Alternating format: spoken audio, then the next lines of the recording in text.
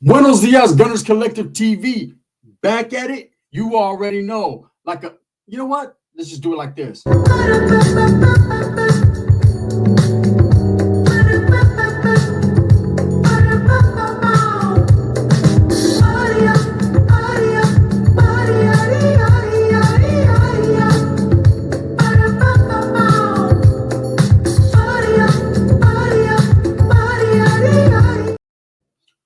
What's good with it, right? So I want to say first and foremost, thank you for all the support for my channel, man. If you haven't hit that like and subscribe button, make sure that you touch it, ding, so that way you're notified of all the dope content that I'm kicking all week long, and I appreciate it. Who you got in the Super Bowl? Are you ready?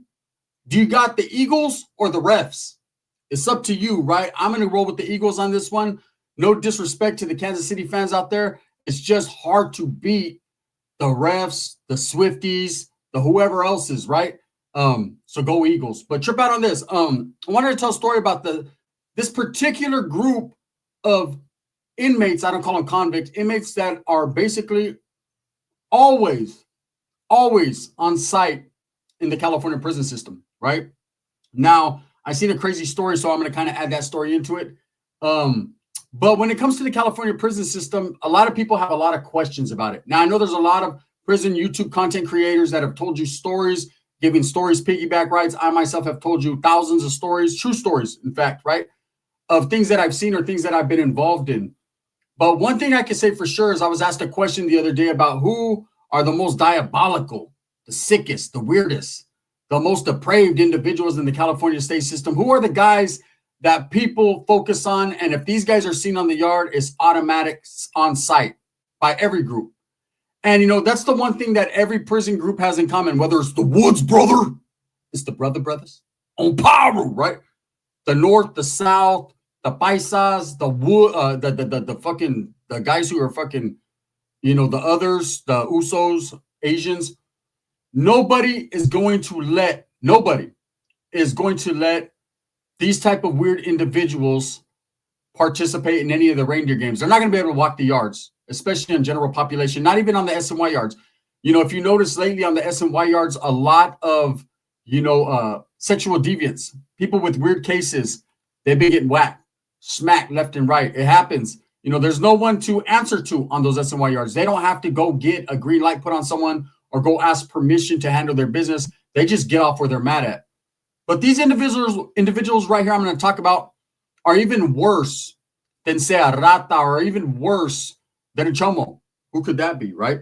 Who could be worse than a chomo? Really? Well, the people in question are people who take the lives of children, okay, which are called child killers. These guys are the worst of the worst and the most hated. And if it comes to light that they have these type of cases on their jacket, a whiz act immediately on site by every different group, right? You know, it makes me sick to think that somebody would take advantage of a child, that they would, you know, do that and expect to be able to just function and do their time. I just want to do my time. No, that kid just wanted to be a kid like Toys R Us, but you wouldn't allow that. You know, there's a lot of individuals that I've seen locked up for shaking a kid, or, you know, they were jealous because their lady's ex-husband or ex-old man, that's his kid. So they take it out on the kid because they're jealous. They know they can't fuck with the guy at all, right?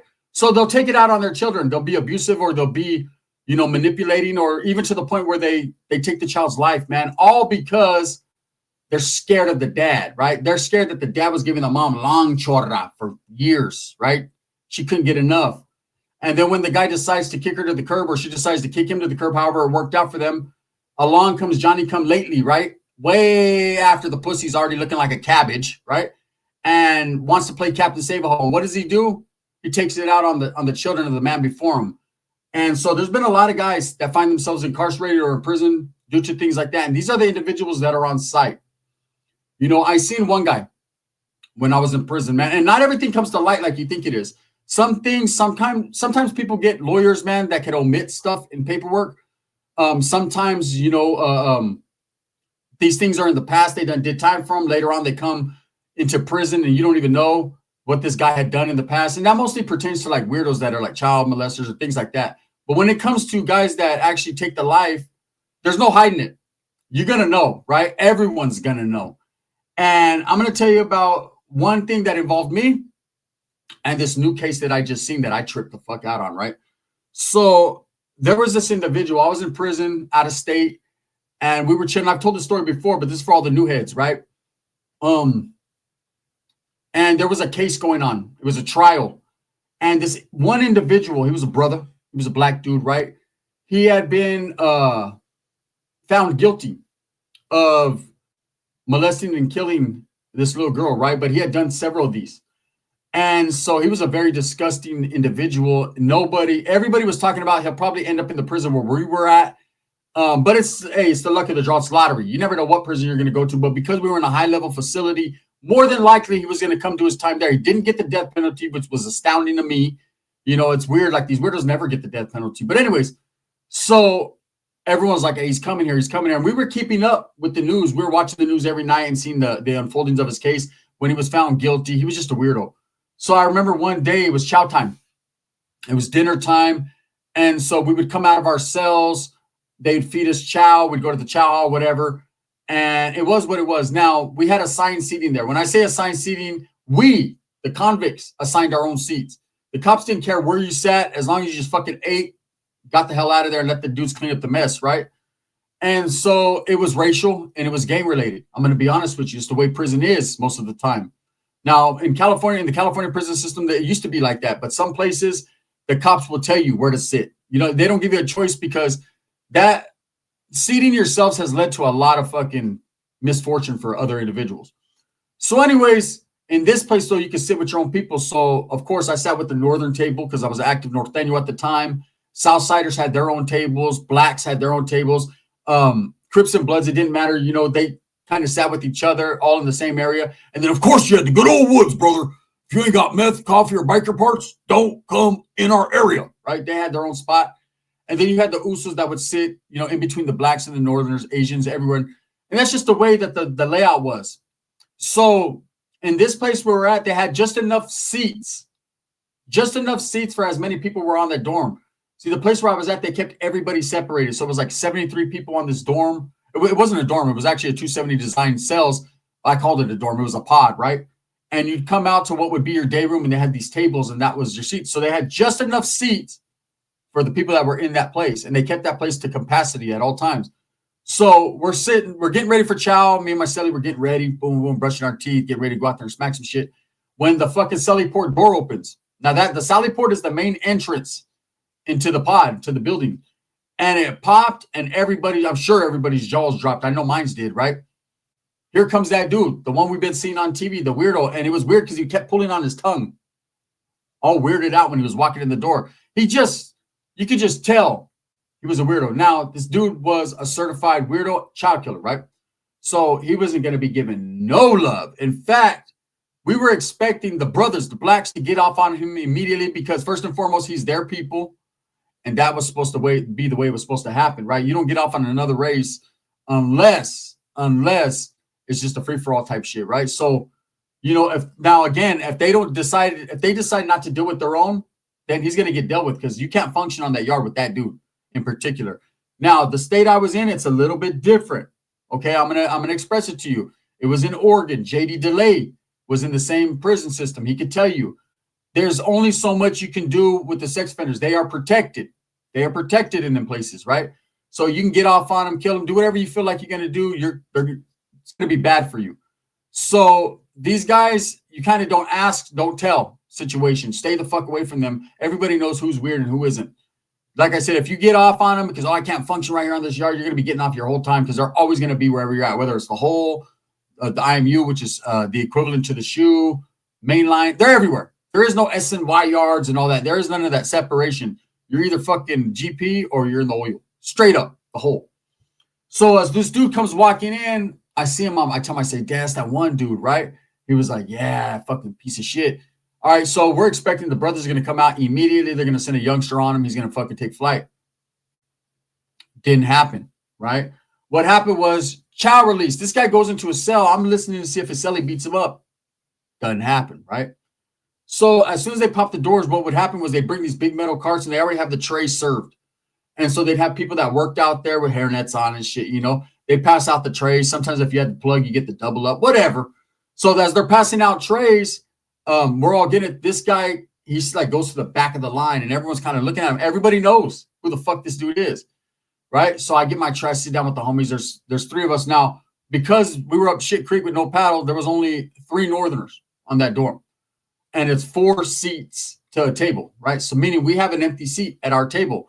Meaning this dude, that's his seat. Huh. Yeah, right. So what happens is we're getting chow, whatever. We're sitting down.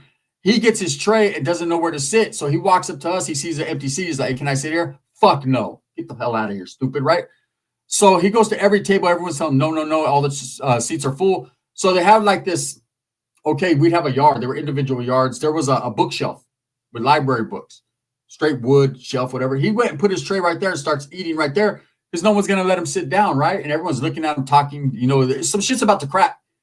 And this is true stories. This dude, what happens is the cops go up to him. They're like, hey, you need to sit at the tables. He's like, hey, no seats for me. The cops don't play that shit. You know, they don't like him either. They know what he did, but it's like, hey, you got to sit down. So he comes back to our table. Now, remember, my table is the only seat that's available. So he comes and he puts his tray down. And I said, hey, bro, you ain't fucking sitting down. So this dude literally tries to have his shit standing up because he thinks that that's going to work. My boy pushes his tray off the ground like, boom, the fuck up out of here, stupid. The cops see it, turn the other way. He's on his own, right? The dude was like, hey, the cop told me to sit here. I said, hey, bro, you can't sit here, homie. He's like, I'm going to.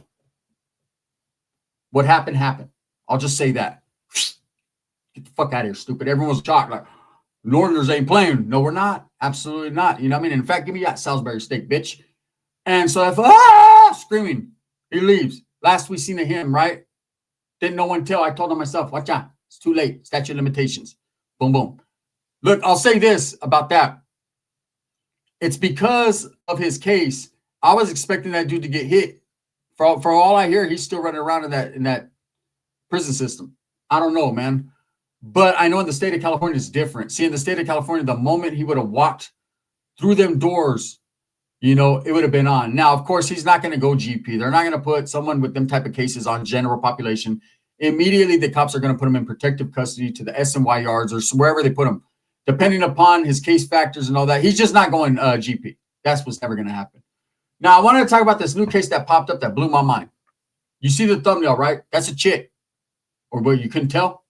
Looking like Roseanne Barr on that motherfucker, right? This chick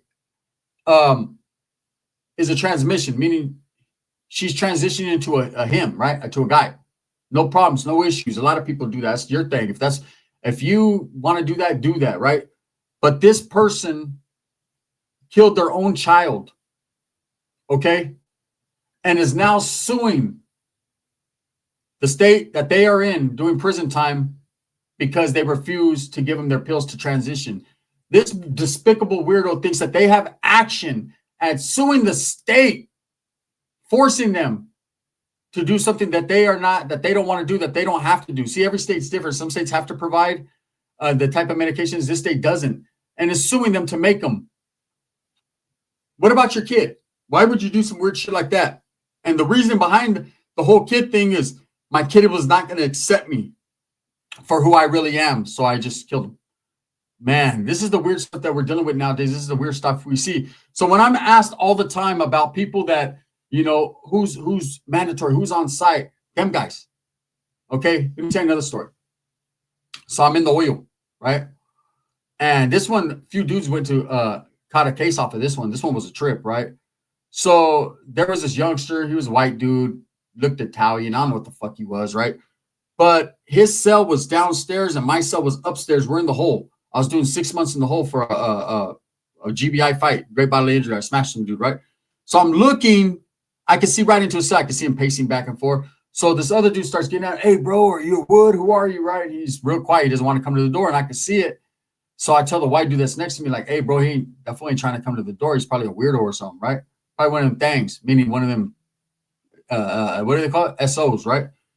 And so they're like, hey, are you this? Are you that? He's like, no, right? So come to find out they ask him about his case. He admits it. He's in there for shaking his girlfriend's kid, right? And taking her life, the baby, right? Which unfortunately, I hate to talk about these things, but these are the facts and the truths of prison, right? So this guy, immediately, certain individuals start roasting him. Now, myself, I'm going to keep it real. I had nothing to say one way or the other. I don't bump baking soda breath on the door. I'm not going to sit there and scream and yell and fuck my vocal cords up over a weirdo. Never going to happen. I'm going to lean back, and if the door's cracked, then I crack. Other than that, that's just me. Now, I did converse with people on the tier quietly. We did fish, shoot magazines and stuff like that back and forth. But as far as woofing, I would never get caught up in them type of shenanigans, right? Because that right there is a true display of your character, and you're going to be known as a cell warrior. People that woofs, people that bump baking soda breath on the door. That's where I get that from. So, but these guys are going off on him, this certain group of people, and they start pumping this dude up. Kill yourself. Kill him. Kill him. And he's like, how? When he said how, I remember going to the door looking kind of like, wow, they worked him, manipulated him. He's like, how? They're like, do it this way, do it that way. He tried a few different ways, wasn't working. He was really ready and willing and able to go because people didn't want to kick it or function around him because of his case. And they were telling him all these stories. When you get the main line, they're going to whack you. They're going to do this. They're going to do that. And so I'm just listening to it, right? And this guy, one guy tells him, hey, this is the way to do it. Take off at a full run and just ram your fucking head into the wall, right? I laugh about it now because who would do that shit? It takes fucking a different level of mentality to do that. Boom! Boom! Bomb. That guy rammed his whole shit into the wall a few times before ultimately he can run no more, right? Cops came, snatched him up out the cell. Last time we ever heard of that guy, they end up coming. He told before he fucking died or whatever he did, right? And he came and told on the guys, and they snatched the guys up who were pumping him up and all that and charged him, you know? But I've seen some crazy shit. These type of dudes that walk the yards do not walk mainline yards at all. You know, it's just the ultimate. You know, you got a lot of guys that are prisoners that do have children, do miss their families, would love to spend time with their kids and can't. So there's no way that a person who does that to a defenseless child is going to be able to walk the main line. So when I was asked by a guy, well, who's the only crew that can? I heard Northerners can't walk main line. I heard Southerners can't be here. No. The gangs are going to be wherever they fucking land. They're going to do whatever they do. They're going to plant their flags wherever they plant their flags. You know, it's people that, you know, I've told, and I've seen a lot of people that have told wiggle, and I've seen a lot of people that were chomos wiggle. They wiggle. But when it comes to situations like a child killer, they don't wiggle. They do on the ground like a wormy dog after they get booked. And that's it. And there's no one that's going to be sympathetic to them. Not the cops, not the inmates, not the free staff, not the administration. You know, it's their job to maintain the integrity and to maintain the safety and security of the institution and to keep it flowing. But every person that's in there that has any conscience or children or knows anything about anything has no type of ability to care about a person like that. And it's just the honest truth, man. You know, and you think about the mentality of these individuals that do that. I understand accidents happen. Accidents should never happen like that, but they do, right? Allegedly.